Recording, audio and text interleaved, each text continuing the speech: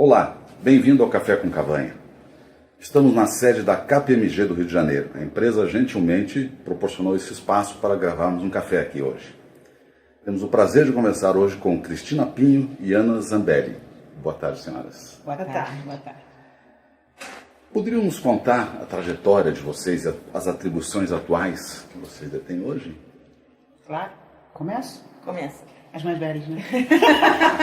Você percebeu, né? Bom, meu nome é Cristina Pinho, eu recém me aposentei da Petrobras, onde cheguei a exercer a função de gerente executiva em duas áreas, a área de serviço e a área, mais recentemente, engenharia submarina. Do EIP.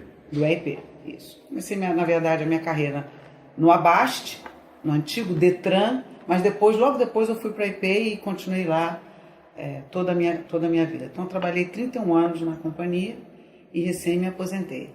E agora eu tenho exercido a maior parte do meu tempo como presidente do conselho de uma instituição não governamental que é dedicada à conservação, que é o Instituto Luiza Pinho Sartori. Por que o nome? Esse nome? O Instituto Luiza Pinho Sartori tem esse nome porque a Luísa é minha filha e ela morreu num acidente aos 20 anos de idade. Ela era bióloga, conservacionista, ecologista, ativista.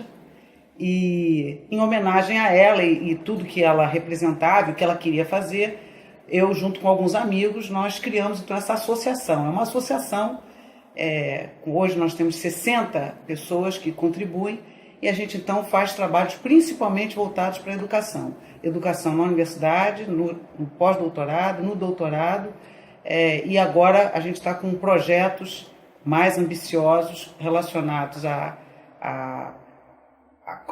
introdução de espécies mesmo. Nós vamos fazer uma introdução de espécies na floresta aqui da Tijuca e também de escolas estaduais.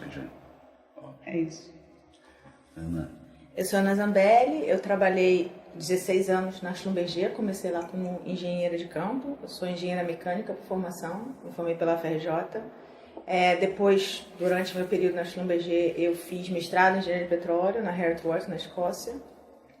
Depois disso, eu terminei minha carreira na Schlumberger como presidente da Schlumberger aqui no Brasil. Decidi sair porque eu não queria mais ir embora do Brasil, tinha morado em muitos países, feito muitas mudanças, e decidi que estava na hora de ficar em casa. Fui trabalhar para a Transocean, trabalhei para a Transocean durante 4 anos, aqui no Brasil como presidente para a América do Sul.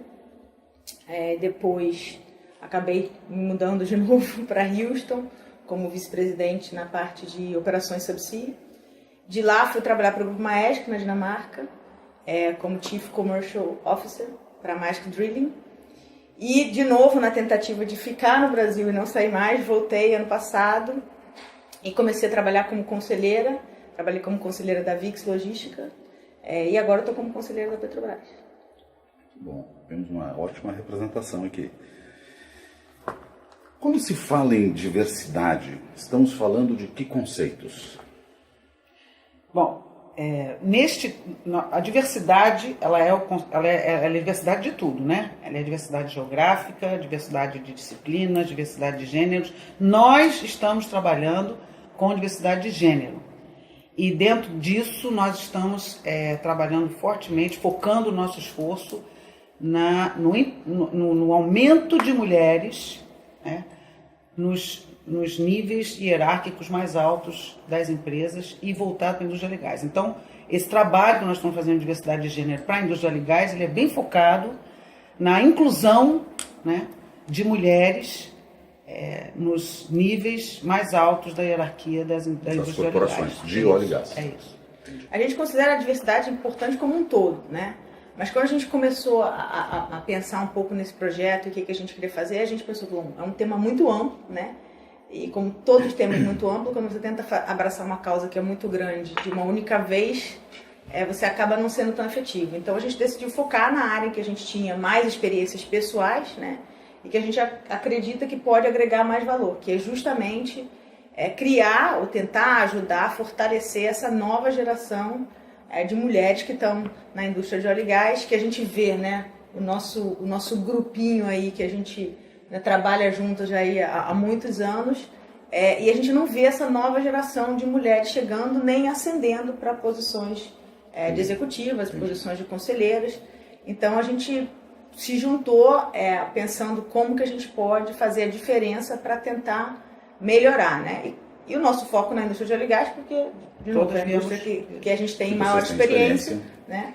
Mas estamos super abertos assim, a conversar com outras empresas, né? Para entender como que elas fazem, o que elas fazem e o que foi bem sucedido. Quer dizer, essa troca de experiências a gente acha que é bem Mas o interessante é que nesse momento foco e força para poder conquistar alguns resultados objetivos, né? Interessante.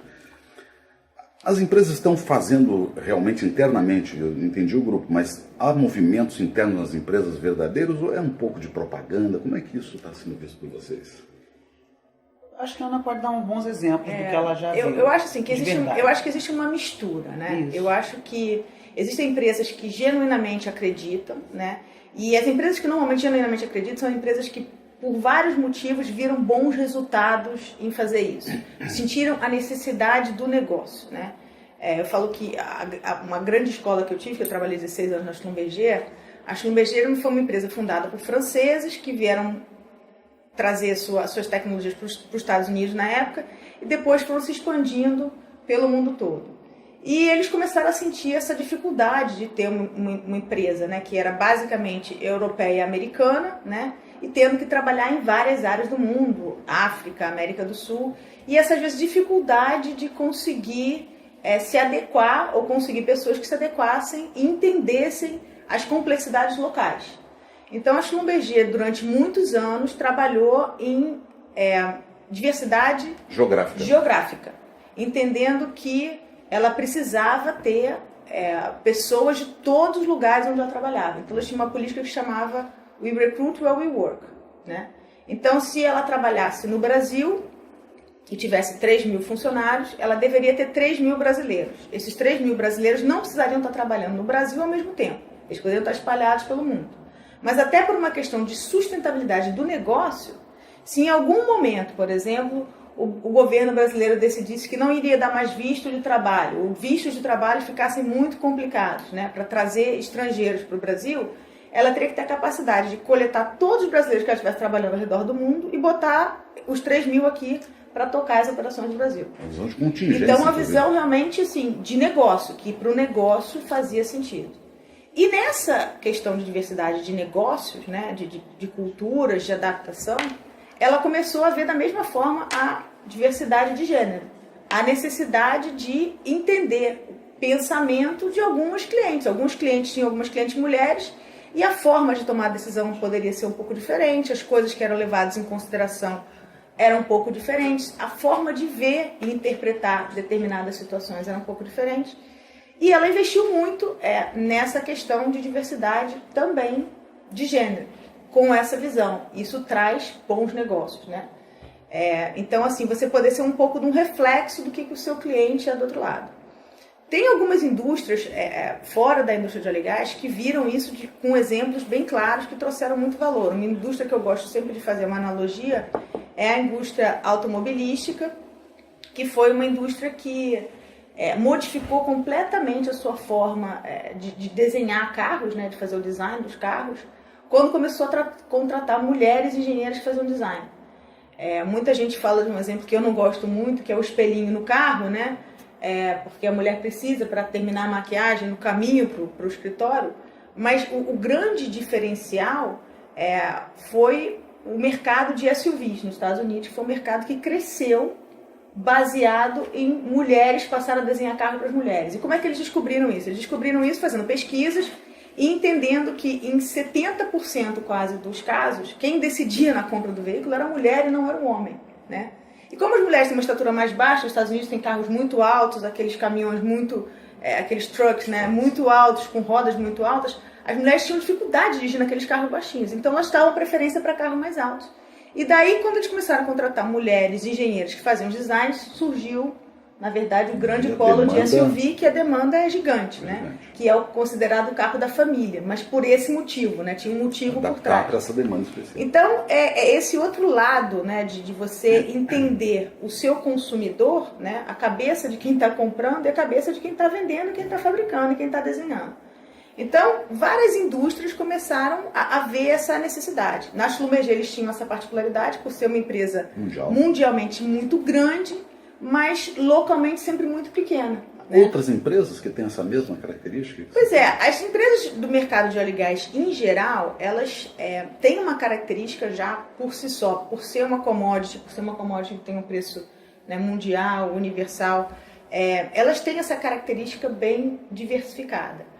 Mas também por ser um mercado por ser uma área onde inicialmente o trabalho, né, e principalmente há 20 anos atrás, há 30 anos atrás, quando a Cristina começou, por ser um trabalho muito braçal, né, muito pesado, uma demanda física muito pesada, virou um mercado muito masculinizado. Então criou-se a impressão de que era difícil ter mulher, né, trabalhando em plataforma, era difícil ter mulher que pudesse carregar peso como alguns homens carregavam. Então, aos poucos, né, essa estrutura de base do mercado de óleo e gás foi ficando muito masculinizada em função dessa diferença física. E com isso, existia assim, uma exclusão meio que natural das mulheres nesse mercado. Então, você tinha que ter empresas que realmente acreditassem nessa política, nessa mistura, para se focar e para contratar. Essa coisa de acreditar é o seguinte, é top-down. Em qualquer empresa que resolva fazer um processo de inclusão e diversidade, tá? Que é o que eles chamam, né, I&D, tem que ser top-down, tem que começar por cima. E o top-down tem que ser o seguinte, o CEO ou o board, ele tem que querer, mas não é para ser bonitinho, ele tem que querer porque ele acredita que isso vai trazer valor para o negócio. Isso, Cristina, isso que eu queria então aproveitar essa tua fala, ver se continua. E tem indicadores? Tem como isso? Isso, olha, os últimos trabalhos, várias empresas, eu posso citar aqui várias, McKinsey, Korn Ferry, Deloitte, ONU Mulheres. Então, assim, instituições, empresas de consultoria que já fizeram vários trabalhos com números, e são trabalhos robustos, e os números se falam um com o outro de maneira assim, bastante interessante, onde quando você tem um número acima de 20% de mulheres, não adianta ser uma mulher só, acima de 20% de mulheres, no board ou no classe C, né, no C-level, que eles chamam, como executivas, você tem aí as empresas que fazem parte desse quartil superior, elas têm uma probabilidade de ter 21 a 33% de chances de terem uma performance econômica melhor. Então isso você vê em vários relatórios. Um é assim, outro é assado, é 21, é 27. Quando você mistura com etnia, passa para 30 e tantos. Mas é verdade, a diversidade ela é boa para o negócio. E é isso que a gente quer discutir na Reunião Liguer. A gente não quer discutir... não quer fazer como a Ana diz, um clube da Luluzinha para mostrar mulheres, nós vamos empoderar a mulherada. Não, vamos empoderar a mulherada sim, porque é importante que nos níveis altos das empresas a gente tenha a diversidade do pensamento, a diversidade da solução, a inovação. Então eu estava vendo agora, a Ana também recebeu esse bate-papo também de uma outra empresa, né, no TED Talks, onde a palestrante ela fala que as empresas mais inovadoras, eles fizeram uma pesquisa isso com centenas de empresas, são as que têm mulheres como executivas ou nos conselhos. Então, essa visão que você deu é muito interessante, quer dizer, sobre o mesmo problema, ter visões diferentes. É isso. Até É isso. E também tem outras características interessantes. É claro que a gente pode falar mais pelas diferenças, mas tem também um aspecto muito importante que é você reforçar que, na verdade, nós temos muitas coisas em comum com os homens também, mas existem sim diferenças interessantes que, quando se traz para uma mesa de discussão, elas contribuem fortemente. Então, é uma empatia, um senso de integração, né? É você querer chegar você não ter você ter uma análise de risco melhor, você não querer arriscar, então você traz qualidade para a análise de riscos, você traz qualidade para a solução dos problemas, você traz qualidade para a discussão. A mulher não tem vergonha de perguntar, mas peraí, eu não entendi. Então ela levanta a questão e aí ela traz qualidade para a discussão. Isso são coisas que já estão sendo estudadas e que podem ser qualificadas e quantificadas. Existem algumas coisas que são meio estereotypes, né? Que são estereotipos. Mas existem estudos que comprovam realmente que a forma de trabalhar do cérebro da mulher e do homem é diferente. Isso é um fato. Então, é justamente essa combinação, né, que traz esses valores. Como a Cristina falou, você, claro, depende muito da personalidade das pessoas, depende da cultura em que você cresceu, da empresa que você está trabalhando, quão mais aberta ou não a empresa é para escutar, né, opiniões diversas. Tem empresas que são muito abertas, tem empresas que são bem mais fechadas. Mas o que a gente percebe quando existe essa mistura de homens e mulheres é que muito mais questões são de fato discutidas. E a profundidade da discussão é muito maior, né? Porque de fato é como se duas pessoas olhando para o mesmo problema com lentes totalmente diferentes, né? Com focos totalmente diferentes, né? E que complementam, tem uma sinergia. Que se complementam. E daí você tem soluções muito mais criativas.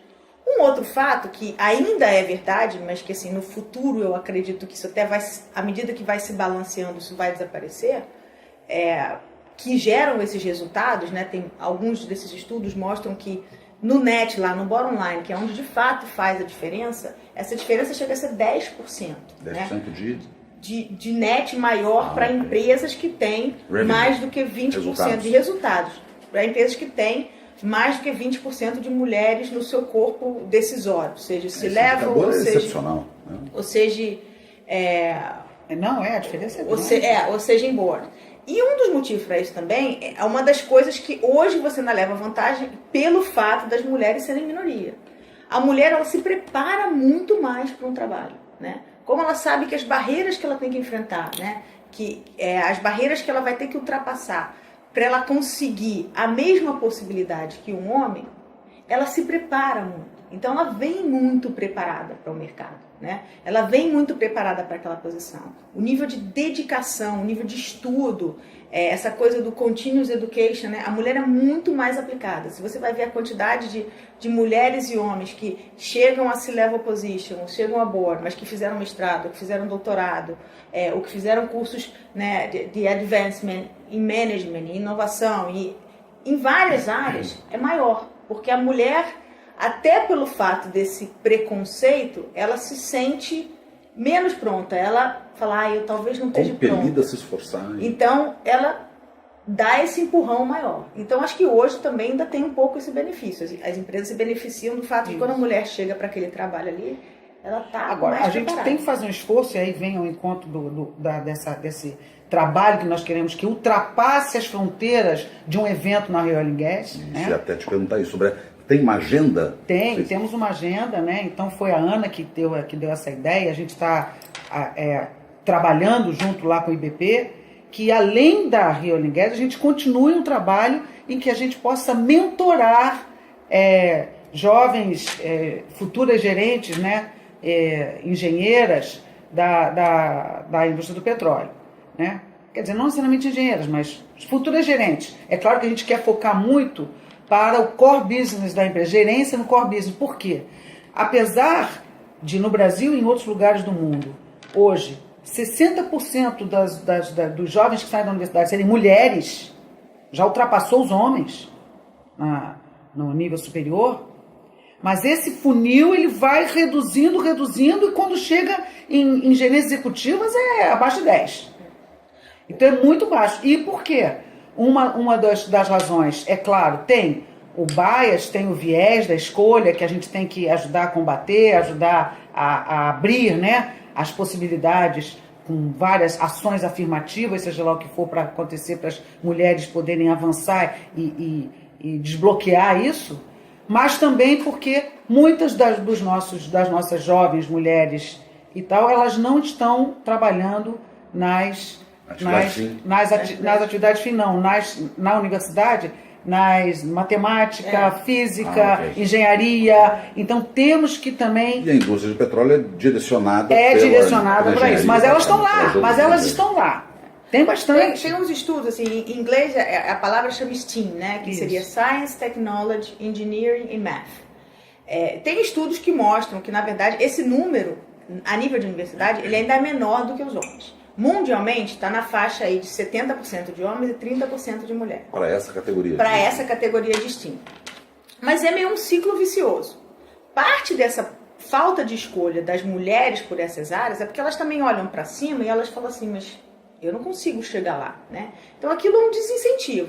E quando você fala assim, 30%, tá bom, é um número menor do que o dos homens, não dá para ter o meio a meio, não dá. Mas esse 30% também não chega lá em cima, porque quando você vai quebrar essas estatísticas, né? E aí você pode, como a Cristina mencionou, vários estudos de várias empresas, mas eu vou dar aqui alguns números, assim, mais ou menos aproximados de estudos que a gente analisou em profundidade, mostram que as duas maiores áreas geográficas no mundo, né? Onde esse número é maior do que a média é a América Latina, que está na faixa de 32%, e o Meio Oriente, que está com 39%. Né? Só explica de novo, 32, 39 é o percentual de formados... que vem dessa área de STEAM, ou de Science, Engineering, Technology ou Math, que seriam as áreas que para um negócio de óleo e gás... Na formação. Para a área de óleo e gás, são parte do que a gente chama de core business, que é a atividade fim, né? A atividade principal. Então você olha esse 30% em média, e aí você destaca essas duas regiões, América Latina e o Meio Oriente, uma com 32 e a outra com 39, e aí você procura ver o que elas têm lá em cima. Nossa. E no Brasil a gente tem 6% de mulheres em áreas... Dos 39 vai para 6. Dos 32 na América Latina, né? No Brasil especificamente, eu não tenho um número preciso, mas vamos dizer que a gente está nessa mesma ordem de grandeza, e a gente tem 6, né? E no Meio Oriente, que a gente tem 39% de formação embaixo, esse número ainda é menor que 6, eles nem divulgam ainda. Ainda que existe um esforço enorme de algumas empresas, principalmente na área de óleo e gás, a Saudi Aramco recentemente tem feito um esforço muito grande, principalmente a nível de conselheiras, né, de board. Por isso que você chamou de ciclo vicioso, quer dizer, não há percepção de subir, por que eu vou me informar aqui então? Por que eu vou entrar nessa área? Então, assim, existe já um desinteresse natural das mulheres por essa área, por causa disso. E mesmo em países mais desenvolvidos, como por exemplo os Estados Unidos, né, que digamos já deveria ter um alcance, né, embaixo e em cima igual, os Estados Unidos está na faixa de 28, 27% de STEAM que graduam, mas na faixa de 16, 15% em Executive and C-Level. Também não sai. Muito baixo. Então o que a gente viu, né, parte dessa nossa iniciativa veio do seguinte: há muito tempo, né, desde a época que eu entrei há 20 anos atrás, quando a Cristina entrou há 30 anos atrás, fala-se sobre esse assunto, né? E acho que a gente passou muitos anos falando sobre as dificuldades, as barreiras. Eu conto inúmeras vezes que já fui chamada para painéis, discussões, atividades específicas, às vezes até de outras empresas que eu não trabalhava. São aos quilos, né? E que a gente falava sobre quais são as dificuldades, se tem ou se não tem o famoso glass ceiling. O que a gente viu de diferente nesses últimos anos, e que as pesquisas agora já conseguem mostrar de forma palpável, para você fazer essa transformação, tem que agregar negócio para o valor. Se não agrega valor para o negócio, não vai para frente. Então, né? Pegar um gancho no que você está falando, Cristina e Ana, o que é o mundo ideal? O que seria, se você pudesse desenhar hoje no papel, o mundo ideal para a diversidade? Olha, eu vou te dizer uma coisa. Tem um número que a ONU Mulheres colocou na tela que eu fiquei horrorizada. Ela disse que se nós tivéssemos hoje a igualdade de homens e mulheres ocupando os espaços em igualdade mesmo, nós teríamos aí um aumento assim no PIB mundial de dezenas de trilhões de dólares. Mulheres que estariam aptas a trabalhar e gerar tanta riqueza quanto os homens. Essas mulheres, elas estão sendo subutilizadas e, portanto, o mundo está perdendo esses trilhões de dólares, tá? E o outro número também que é estarrecedor é, se nós não fizermos nada do que já estamos fazendo agora, nós só teremos essa igualdade em 170 anos. Ou seja, não é possível que o mundo perca toda essa riqueza que pode ser gerada e ainda demorar 170 anos para isso acontecer, né? Então, nesse sentido, existem vários países que já enxergaram isso e estão fazendo diferente? Existem. Agora, são ações de governo. Então, são ações, assim, bastante afirmativas do governo. Então, estruturadas. Eles chegam assim, nas estatais e nas empresas de economia mista, eu quero que o board seja composto por, no mínimo, 40% de mulheres. A Noruega fez isso em 2005. Resultado, hoje, o número da Noruega é mais de 40%. Então, hoje, a Noruega é um dos países que mais tem mulheres, tanto na classe executiva quanto nos boards. Você compara a Noruega com o Brasil, a Ana já falou, é 8%. Tá? Isso que eu estou contando com as donas de empresas, que também fazem parte dos boards, porque elas são donas. Não estou falando das independentes, não. Então, nesses 8% tem dona de empresa. Então, assim, é bem baixo mesmo. E o Brasil tem ações afirmativas? Tem. Está rolando no Congresso, né, um regramento novo para as estatais e para a economia mista de uma evolução em percentual de mulheres que farão parte dos conselhos dessas empresas. Então, chegando a 2022 com 30%. Então, 2018 com 10%, chegando a 2022 com 30% de mulheres nos boards das empresas de economia mista estatal. Mas isso não chegou, ainda não foi aprovado pelo Congresso. Mas existe esse movimento. Essa estruturação. A Cristina falou no começo assim, que essa é uma ação que tem que vir de cima para baixo. Né? E por que a gente fala que tem que vir de cima para baixo? Porque essas ações afirmativas, elas têm que ser alguma coisa que possa ser firmado, tanto no governo quanto nas empresas. Não pode ser a vontade de alguém só. Não pode ser a vontade de alguém. O que acontece? Se você pega, por exemplo, um CEO de uma empresa que de fato acredita, né? E tem várias histórias super interessantes, tem um CEO que ele conta como que aquilo chamou a atenção, que na verdade foi numa mesa de jantar, a filha dele fazendo alguns comentários para ele, né? Depois de ouvir uma ligação dele de trabalho, é que ele se deu conta da importância e do tipo de... A gente fala muito de preconceito, a gente fala de preconceito como uma coisa só... A gente não usa a palavra preconceito como deveria se usar, que é o pré-conceito, quer dizer, que você tem o conceito de alguma coisa já formado antes de você analisar os fatos, né? A gente usa a palavra de uma forma meio vulgarizada já, e esquece o que ela de fato significa. E ele falou exatamente sobre isso, que ele tinha um preconceito de muitas coisas sobre a perspectiva da mulher, que é muito diferente da perspectiva do homem, e que não eram verdade, né? Esse caso que ele conta era de eles estavam tendo uma discussão sobre alguém para um cargo, né? E a resposta dele, se referindo a uma pessoa que tinha acabado de voltar de licença maternidade, foi: não vai se interessar porque ela acabou de ter um bebê, né? E a filha dele puxou a conversa no jantar, falou: mas por que você falou isso? Não, porque ela acabou de ter um bebê. Então, na cabeça da maior parte dos homens, você acabou de ter um bebê, você quer dedicar tempo ao seu filho, você não quer pegar um trabalho pesado. Mas isso é um preconceito. Você conversou com aquela mulher? Você perguntou para ela se ela tinha interesse? Você explicou para ela da importância para a carreira dela daquele trabalho? Me lembrou do caso do Yahoo, aquela presidente do Yahoo que teve um bebê e continuou praticamente tempo integral. Ela praticamente não tirou. Primeiro, nos Estados Unidos já é muito diferente, porque a licença maternidade são 6 semanas, né? Então é um outro conceito, já é um outro conceito, né? E o que a gente fala de diferenças é assim: quando você fala de trabalhos num cargo de C-level, num cargo de board, o nível de dedicação que você tem que ter para chegar nesses trabalhos é enorme, independente de você ser homem ou de você ser mulher, né? Eu me lembro de ter trabalhado para um CEO na Schlumberger, que uma vez perguntado se ele acreditava em alguma mulher ser CEO da Schlumberger algum dia, ele falava que naquele momento não. Muito diferente do que as pessoas... Ele falou: muito diferente do que vocês estão pensando na sua cabeça agora, que é uma questão de preconceito, até porque ele foi um dos que criou essas políticas todas, né, que sustentavam, que davam sustentabilidade para o desenvolvimento de mulheres na empresa. Ele falou: porque eu não vejo nenhuma mulher hoje dentro do meu time com a vontade e a disposição de abrir mão de tudo que eu tive que abrir da minha vida pessoal para a demanda que tem um cargo desse. A demanda de viagem, a demanda de horas de trabalho. Mas ele perguntou, isso não é um né? preconceito, não? E aí a discussão foi toda em função disso, se não era um preconceito, se de fato ele fez essa pergunta. Porque realmente há coisas que as empresas podem fazer para poder abrir esse espaço. O que a Equinor fez recentemente de dar licença maternidade para os dois, ao mesmo tempo... De 6 meses. De 6 meses. O que significa isso? Significa o seguinte: quando retornar, os dois estão na mesma condição. Não vai existir mais o quê? O preconceito daquela mulher que ficou afastada do trabalho e perdeu o pique. Não, os dois estão afastados porque os dois têm responsabilidade com o bebê e os dois vão voltar para dentro da empresa, olhar, e o olhar para eles é o mesmo. Isso é uma ação muito forte. Isso é um sinal fortíssimo de uma empresa que realmente acredita que vai ganhar dinheiro com a inclusão.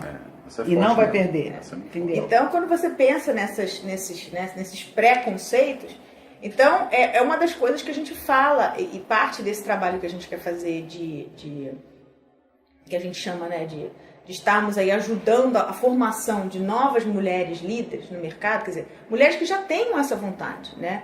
É justamente levantar essas questões, né? Muitas vezes a mulher espera ser perguntada, né? Porque como essa é a posição dela, né? E ela acha que ela vai ser perguntada. E ela não enxerga ainda, principalmente quando é mais jovem, que já existe esse preconceito, que a maior parte dos homens vai falar: ah, mas ela acabou de casar, ela quer ter tempo para, né, o casamento, para casa.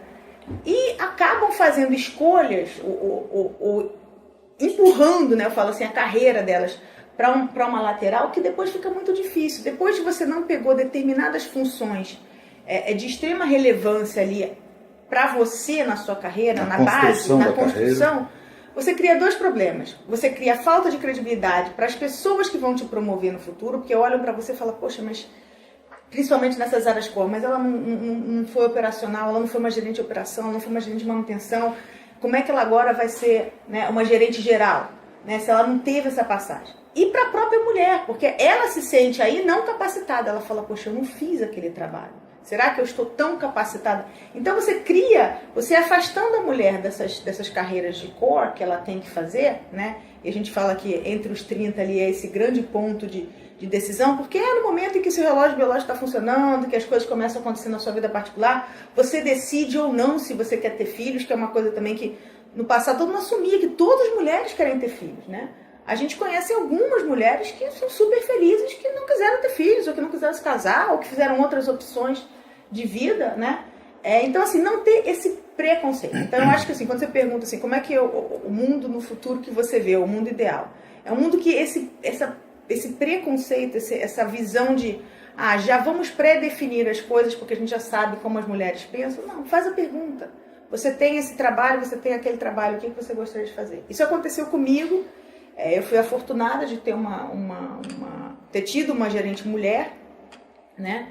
E quando eu estava voltando da minha licença maternidade, eu estava aqui no Brasil, e eles tinham 2 trabalhos, né? Ela queria que eu fosse trabalhar, inclusive, no time dela em Paris. Eu queria fazer um trabalho nessa época de recursos humanos. Na Schlumberger existia essa percepção da diversidade como um todo. Você pode vir da linha de operação, mas você vai se tornar um gerente melhor a um nível alto se você passou por funções dentro da empresa que não são o core business também. Você entender como é que funciona o RH, você entender como é que funciona o SMS, você entender como é que funciona o financeiro, para se tornar um gerente mais completo. Essa diversidade, a empresa apostava muito. Eu vinha da carreira de operações, fiz operações a minha vida toda, mas sempre intercalei com outras funções. Então, uma das que eu queria fazer era RH, eu ainda não tinha feito, então eu manifestei antes de sair de licença maternidade que quando eu voltasse eu gostaria de pegar um trabalho em RH, se houvesse uma oportunidade. E ela tinha um trabalho fantástico, que era para ser gerente de carreiras mundial da empresa, sentada em Paris, né? Então, olhando o desenvolvimento de carreiras, planos de carreiras para várias pessoas, né, a nível mundial. E como eu voltava de licença maternidade, eu falava: mas ela está no Brasil, ela não vai querer sair daqui para ir morar em Paris. Então, vamos oferecer para ela ser diretora de RH aqui do Brasil, né? E aí ela parou e falou: não, vamos perguntar para ela o que ela quer. Então dê a ela as 2 opções. Se ela optar por ficar no Brasil, ok, mas foi uma opção, né? E quando eles me deram os 2, eu não pensei 2 vezes. Eu falei: eu quero trabalho de Paris, né? Nem me ocorreu ficar no Brasil, né? Porque eu tinha certeza que eu poderia ser tão boa mãe para o meu filho em Paris ou no Brasil, e que o trabalho de lá era muito mais interessante, que eu aprenderia muito mais, que essa visão global ia me dar muito mais experiência. Então, para mim, o mundo ideal seria um pouco nesse sentido, que não tivesse esse preconceito. E a outra coisa que aconteceu recentemente, né, que eu falo que seria o mundo ideal, é que determinadas manchetes não acontecessem mais, né? Recentemente, o Pedro Sánchez, né, como primeiro-ministro da Espanha, nomeou dentro do gabinete dele mais mulheres do que homens, aliás, muito mais, né? Ele tem, acho que 70% mulheres e 30% de homens, né? E foi assim, manchete em todos os jornais do mundo, né, que o primeiro-ministro da Espanha nomeia mais mulheres do que... Se fosse ao contrário, mais homens que mulheres, isso faria manchete no jornal? Não, mas ao mesmo tempo também foi manchete no jornal do Brasil, o presidente Temer não ter nomeado nenhuma mulher, né, no ministério. Lembra que o primeiro ministério que ele nomeou não tinha nenhuma mulher. Então, assim, os exageros, né, eles aparecem, mas eu concordo com a Ana. Se fosse um equilíbrio, não ia... Então, assim, eu acho assim, que o mundo ideal seria esse mundo em que isso não fosse manchete de jornal, porque, na verdade, você está escolhendo quem é o melhor para a função, independente do gênero. Você colocou de uma forma muito clara, quer dizer, a questão do preconceito, né? E eu acho que isso é muito forte, realmente. Esse mundo ideal seria quando isso não existisse, quer dizer, a comunicação fosse plena para saber as coisas como elas deveriam ser. Deveriam ser.